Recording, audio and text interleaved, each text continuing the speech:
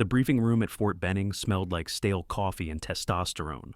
Captain Sarah Brennan stood at the back, arms crossed, watching 23 men settle into their metal chairs. The fluorescent lights hummed overhead. She counted the seconds until someone would notice her. 17, not bad. "Ma'am, can we help you find something?" The voice belonged to a staff sergeant near the front, polite enough. But that slight upward inflection said everything. She didn't belong here. This was Ranger School planning. This was operational command territory. This was where real soldiers discussed real missions. "I'm Captain Brennan, Intelligence Liaison for Operation Sandstone." The room shifted, not dramatically, just a collective lean backward, a series of glances exchanged. The major at the front, Barrett, according to his name tape, forced a smile that didn't reach his eyes. "Right, Captain, we weren't expecting intel until 1400. Schedule changed. I'm here now." Barrett paused, then gestured toward an empty chair in the back corner. The kids' table. "Well, we're just getting started. Coffee's over there if you want some." Sarah didn't move toward the coffee. She moved toward the maps spread across the conference table. Satellite imagery of the Kunar province, topographical overlays, patrol routes marked in red. She'd studied these for 3 days straight, knew them better than she knew her own hometown. "Your infiltration point is wrong." The room went quiet. Barrett's smile disappeared entirely. "Excuse me? Grid Echo 79er, you're planning to come in from the North Ridge. That's a kill box. Taliban scouts use that approach to spot coalition movements. They'll see you coming 2 clicks out." A captain named Voss leaned forward. "We've run that route 4 times. It's solid. During daylight. I'm looking at thermal patterns from the last 6 weeks. They post observers on that ridge every night between 2200 and 0400. You hit your insertion window at 2330. You'll be made before you clear the first checkpoint." Barrett crossed his arms. His jaw worked like he was chewing leather. "Intel assessments are advisory, Captain. Operational planning stays with operations. Advisory means I'm advising you not to get your men killed for pride."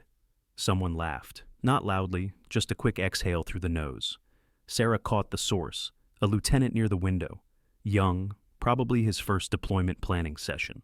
He looked away when she met his eyes.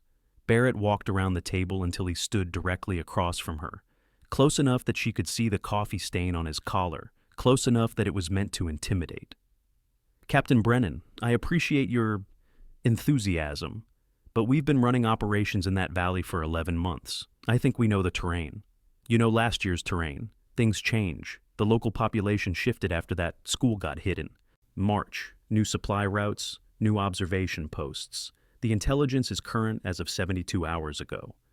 Then brief us at 1400 like originally planned. We'll take it under advisement." Sarah looked at the map again, at the red line threading through Echo 79er, at the checkpoint markers, at the extraction grid if things went sideways. She did the math in her head. 23 men, 8-hour operation, high-value target compound, minimal air support because of the political climate. "I'll make it simple," she said. "Use the southern approach through Whiskey 24. It adds 30 minutes to your infill, but the thermal signatures show clear patterns. No scouts, no observers. You'll have cover until you're 300 meters from the objective." Voss shook his head. "Southern route puts us in a drainage valley. We get pinned there. There's no cover and no backup." "You won't get pinned. The local fighters moved their checkpoint east 2 weeks ago. I have human confirmation from 3 separate sources." "Human intelligence from who?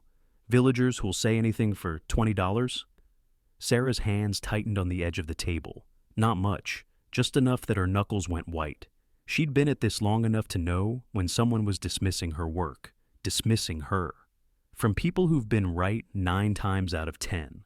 Better odds than I'm seeing in this room. Barrett raised his hand. Conversation over. "Captain, thank you for your input. We'll review your assessment and factor it into our final planning. But right now, we need to finish our internal brief. If you'd like to wait outside, we'll call you when we're ready for the formal intel dump." Wait outside, like a kid in the principal's office. Sarah looked around the room, at faces that ranged from uncomfortable to hostile to completely indifferent.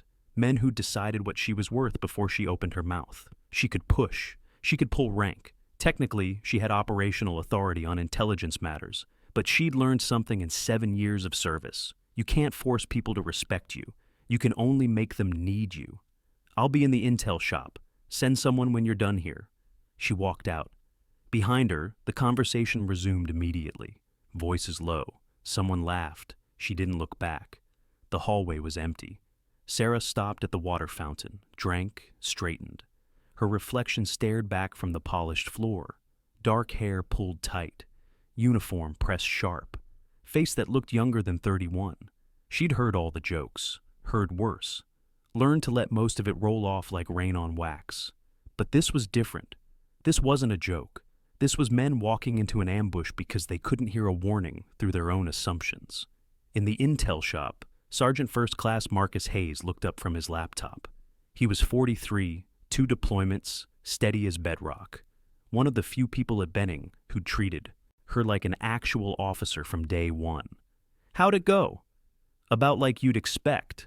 Hayes winced. "They're using Echo 79er, aren't they? Like it's a goddamn highway." "You tell them about the observation posts?" "Told them. Showed them the data. Might as well have been speaking Farsi." Sarah dropped into her chair. "They'll get themselves killed, and then the after-action report will say the intelligence was incomplete." Hayes was quiet for a moment. Then, "You did your job. Sometimes that's all you can do." "Is it?" He didn't answer. Didn't need to. They both knew the answer was no. Sarah pulled up the satellite imagery on her screen. Stared at Echo 79er until the grid coordinates blurred. There had to be something. Some piece of information so undeniable that even Barrett couldn't ignore it. She worked backward through the intelligence chain, Border Patrol reports, drone footage, signal intercepts, local asset reports. Everything pointed to the same conclusion.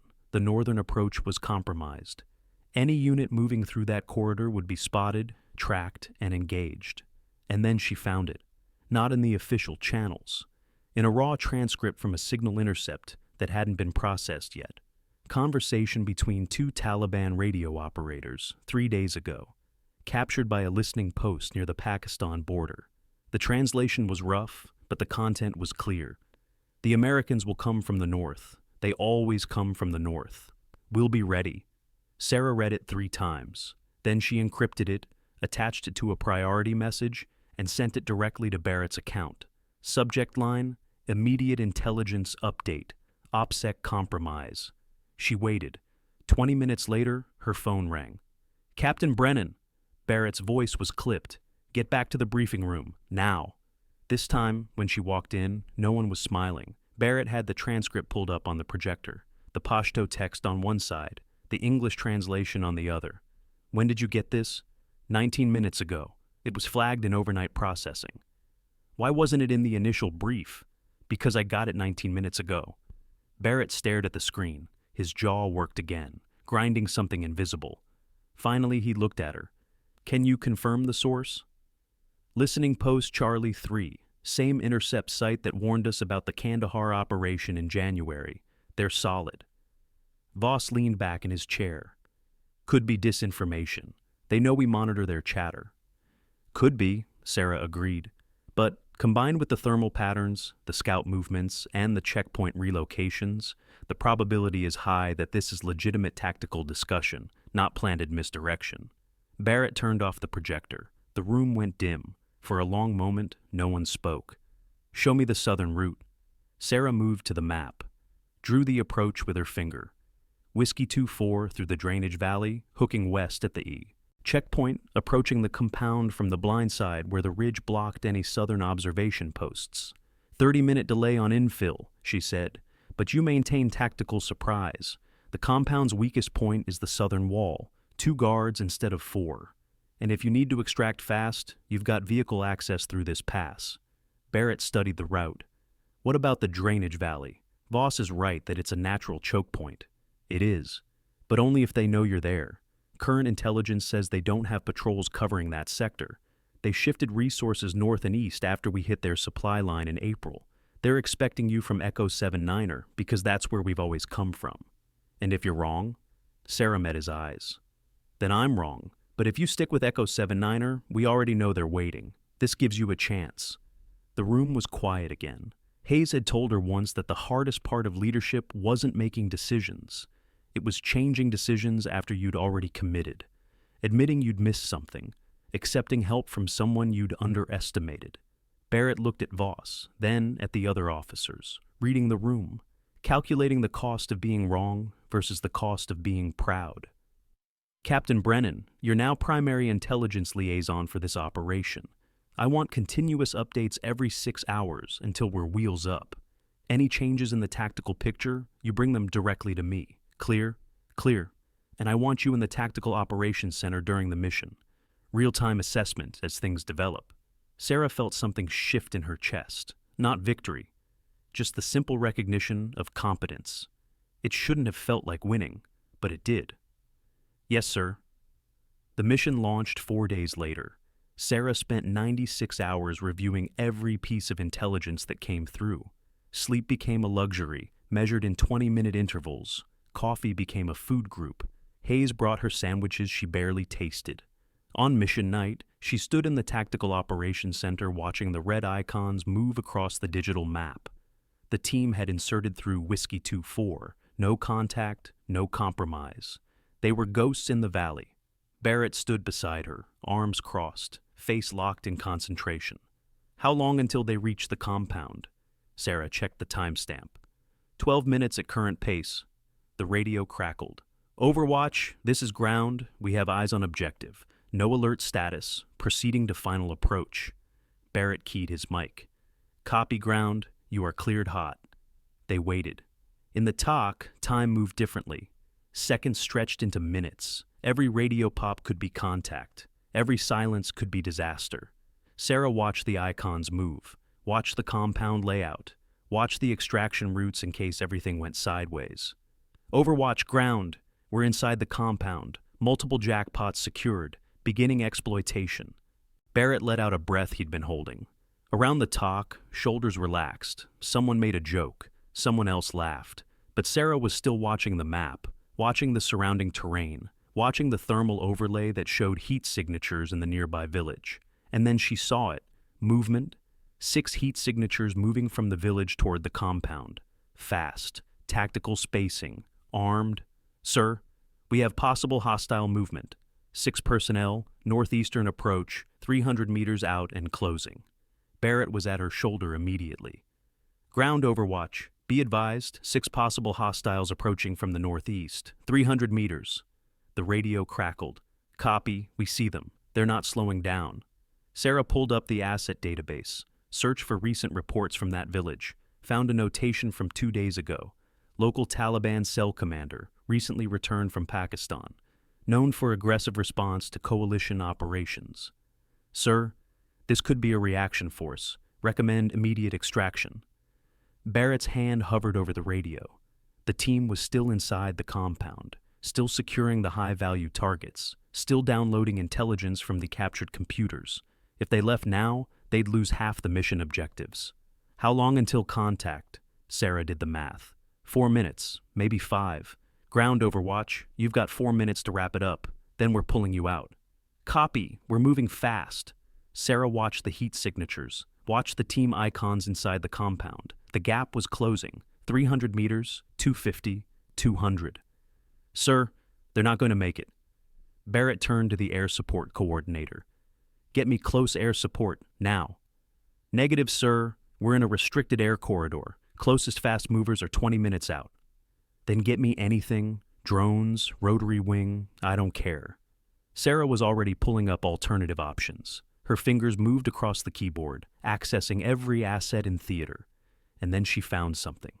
Sir, we have a Reaper drone operating 30 clicks north, armed with Hellfires. I can redirect. Do it. She sent the request through priority channels. 30 seconds later, the approval came back.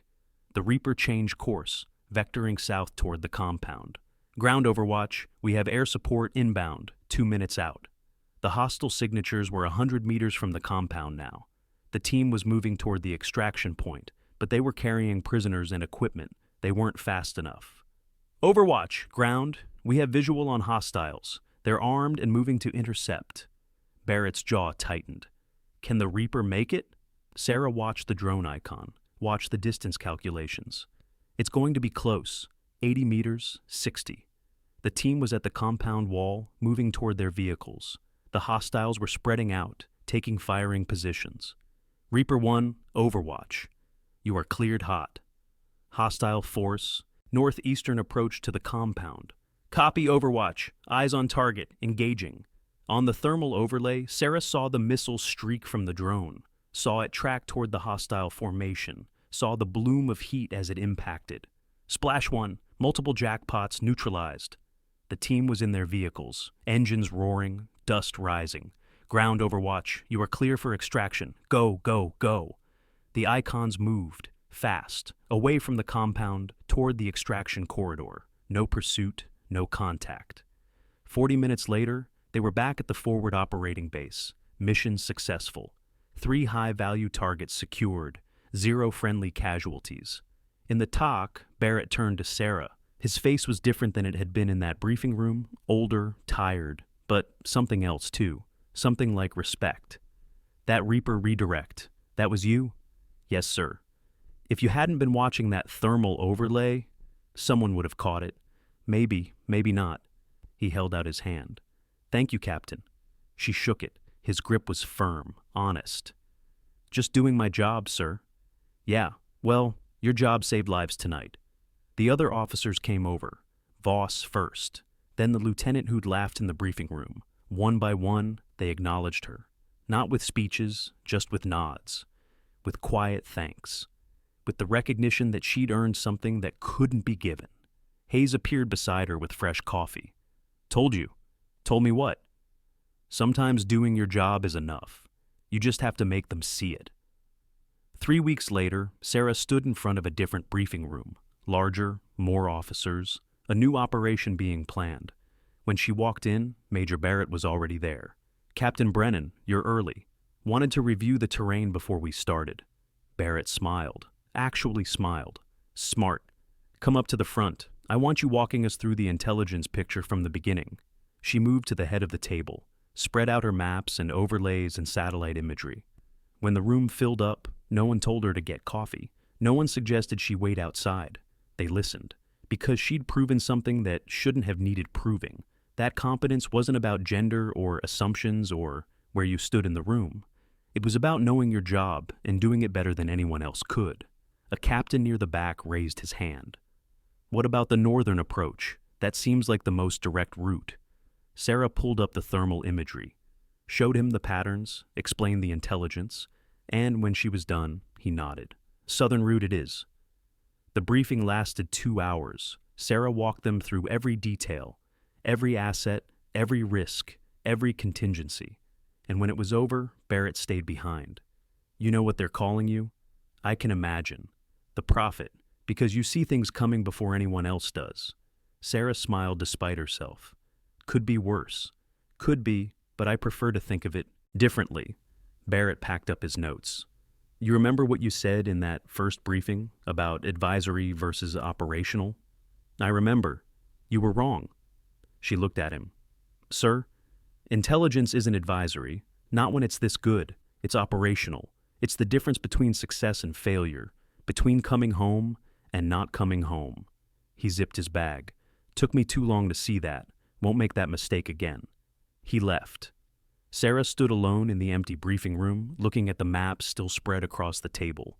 She thought about that first day, about standing in the back corner, about being told to make coffee, about the assumption that she didn't belong. She thought about the 23 men who'd gone into that valley, who'd come home because someone insisted on being heard, because competence eventually is louder than prejudice. Hayes appeared in the doorway.